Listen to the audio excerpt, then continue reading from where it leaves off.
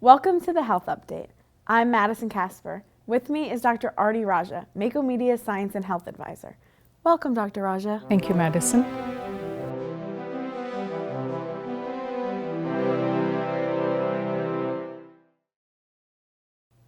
Our topic today is the use of blue light glasses.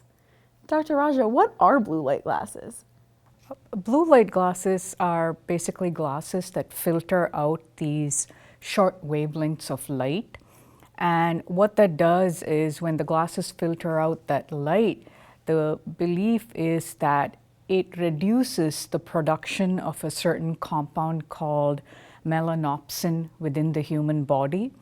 And with the reduction of that compound, there is a rise in the production of melatonin, which is really important, and it needs to be there for us to be able to want to fall asleep. How does the blue light exposure on screens compare to natural blue light, like when talking about eyes? Absolutely. So in reality, through sunlight, you're going to get this blue light regardless. And in fact, the blue light that comes off of sunlight is about 1,000 times more than the blue light that we're getting off of our electronic devices. Now, the blue light that comes off of sunlight is actually, it's good for us. It's good for, and there's research that has shown that it's good for young children to be exposed to that. It helps with their vision, which is why they always say, be outside, play, because it's good to have that exposure. The problem with the blue light that's coming off of these electronic devices is when it comes at the wrong time of the day. As in, if you're exposed to excess amounts of that blue light during the night times, then there is some indication that that can be problematic to what's happening physiologically within the body. And therefore, that might have an impact on your sleep-wake cycle. With that being said, when should blue light glasses be worn?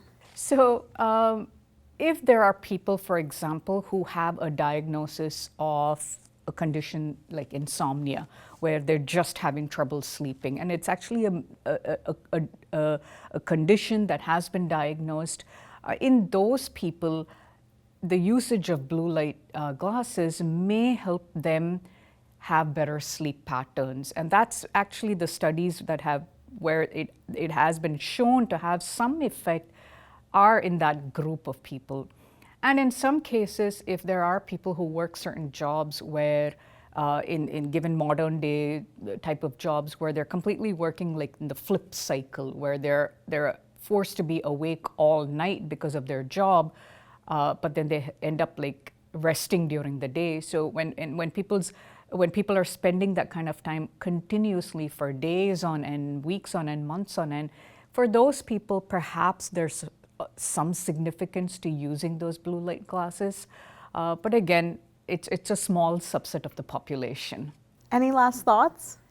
The best advice that an optometrist once gave me, and it's like an unwritten rule out there, is this thing called the 20-20-20 rule.